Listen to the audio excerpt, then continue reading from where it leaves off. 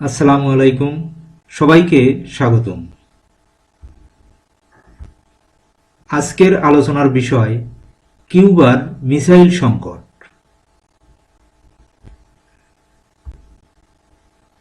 Cuba সংকট ছিল স্নায়ুযুদ্ধের সবচেয়ে উল্লেখযোগ্য একটি ঘটনা। মার্কিন যুক্তরাষ্ট্রের সীমান্ত সংলগ্ন কিউবা ছিল একটি সমাজতান্ত্রিক রাষ্ট্র। এ কারণে কিউবা পুঁজিবাদী মার্কিন যুক্তরাষ্ট্রের হুমকির মুখে পড়ে।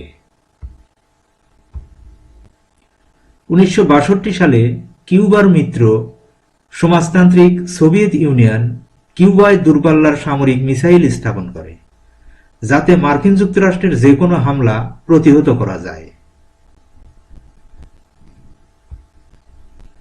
এতে মার্কিন যুক্তরাষ্ট্র উত্তেজিত হয় এবং স্নায়ুযুদ্ধ ঘনীভূত হয়। কিউবাকে কেন্দ্র করে মার্কিন যুক্তরাষ্ট্র ও সোভিয়েত ইউনিয়নের মধ্যে যে উত্তেজনার সৃষ্টি হয় তাই ইতিহাসে কিউবা সংকট নামে পরিচিত। যেহেতু সোভিয়েত ইউনিয়ন কর্তৃক কিউবায় দূরপাল্লার মিসাইল মোতায়েন করার ফলে যুক্তরাষ্ট্র ও সোভিয়েত ইউনিয়নের মধ্যে স্নায়ুযুদ্ধের উত্তেজনা বৃদ্ধি পায়, তাই এটাকে কিউবার মিসাইল সংকটও বলা হয়।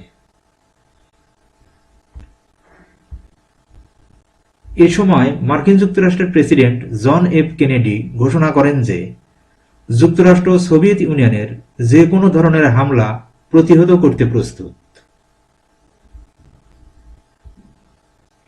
উভয় রাষ্ট্রই আক্রমণের হুমকি ও পাল্টা হুমকি দেয় এবং সংঘর্ষের দ্বারপ্রান্তে পৌঁছায়।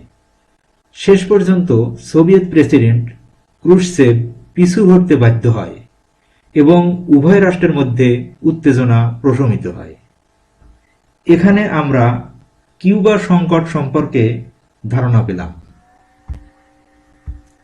চ্যানেলটিকে সাবস্ক্রাইব করো।